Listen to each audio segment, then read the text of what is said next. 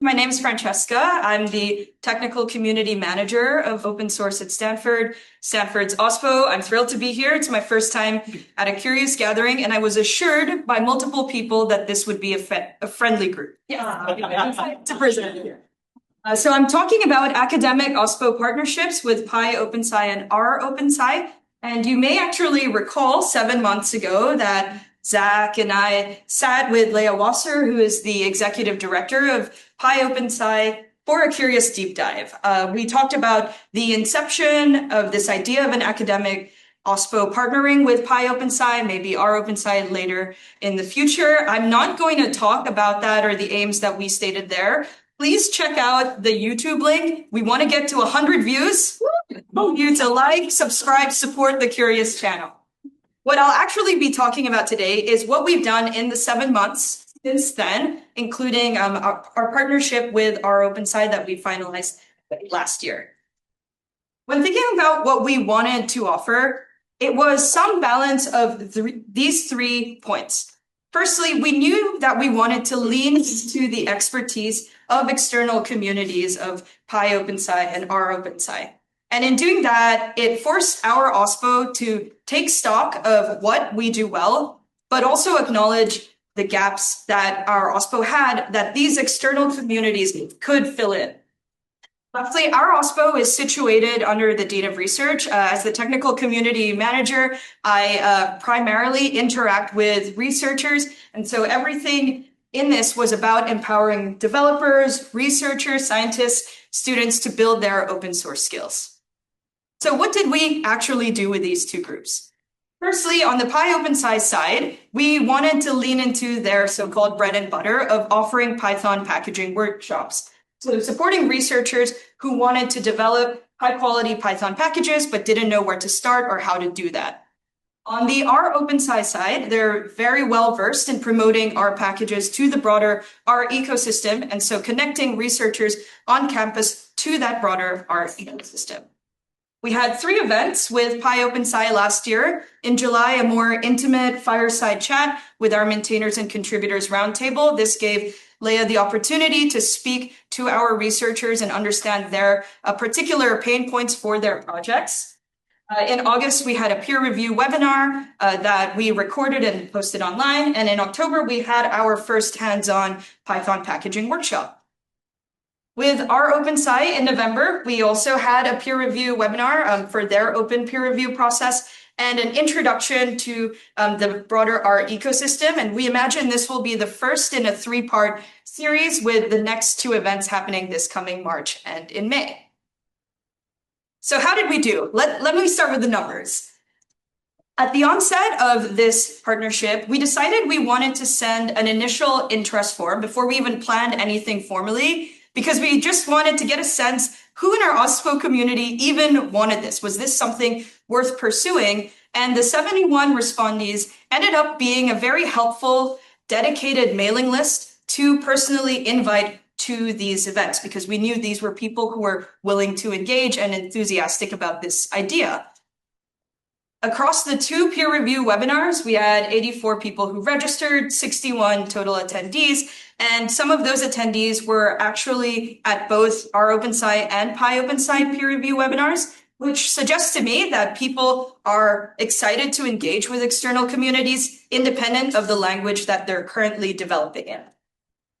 At our Python packaging workshop, we say we sold it out, even though it was technically free, with 40 people who registered, and on the day itself, 28 attendees. And then our recorded events, including the deep dive posted on YouTube, over 150 views. And if you want to see what was discussed at our pyOpenSci webinar, Leah put the slides on Zenodo, and as of a couple of days ago, had 58. But we know impact is not really just about the numbers. They don't reflect the kind of value that involving pyOpenSci and rOpenSci and OSPO can bring. So I picked out 2 quotes that we got as feedback from our Python packaging workshop, and I want to highlight the people behind these quotes. A PhD student in neuroscience and a basic life researcher at School of Medicine. These 2 people fit that typical thing we see at OSPOs where you're a scientist or researcher first, kind of forced to be a developer, now the sole maintainer of your lab's research software.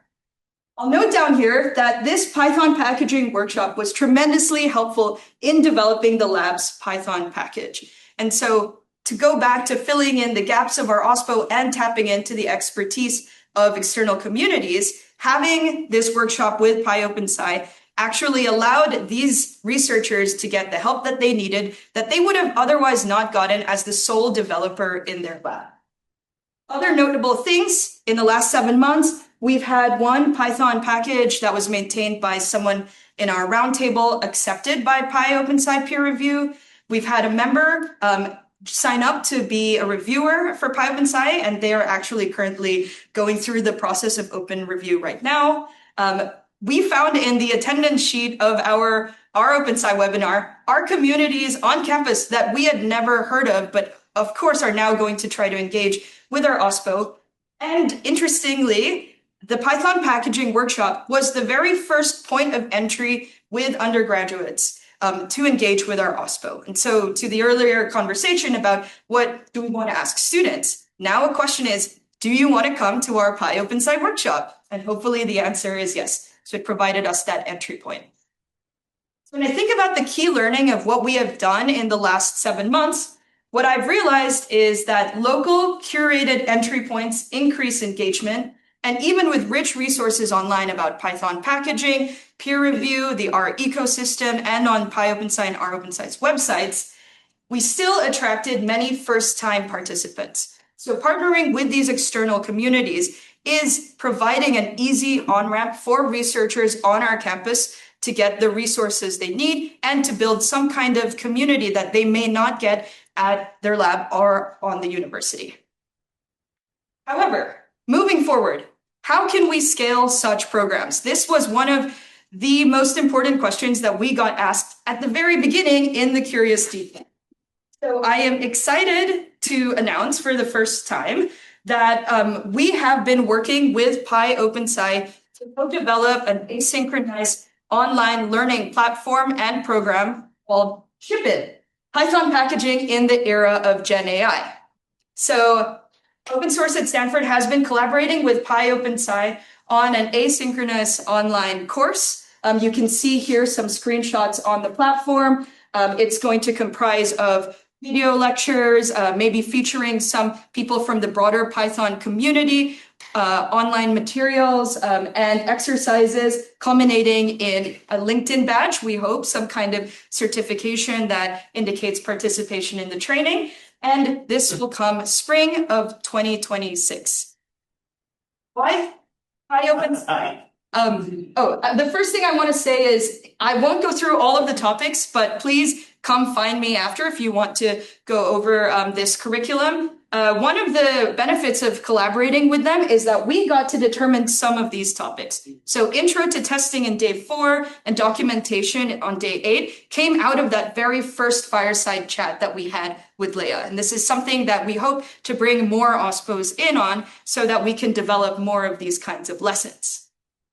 But today I'll just focus on why we're working with pyOpenSci on this learning program. Firstly, the platform is built to connect researchers across the university and eventually researchers across OSPOs globally should your should your OSPO come and join this cohort.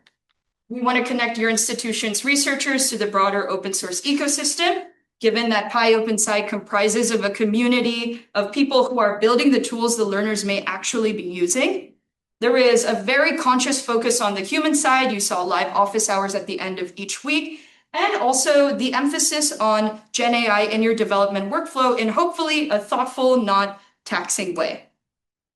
So to that point of connecting platforms across OSPOs, I also want to say that you're invited. So yeah, we want to welcome CURIOSS members. We are reserving seats for CURIOSS members to join our spring and summer cohorts. This will be the first 2 cohorts that we're running. If you are interested, please fill out this interest form or come approach me. I wrote it as my sticky note, trainings, pyOpenSci, rOpenSci, all of that. We would love to welcome you and get your input, not only on how you find the program, but what your OSPO's pain points are and what you might want to see out of a partnership of your own with pyOpenSci. And so I look forward to talking to everyone about this and about all the various OSPO and open source topics over the next couple of days. And please join me in this program later this year.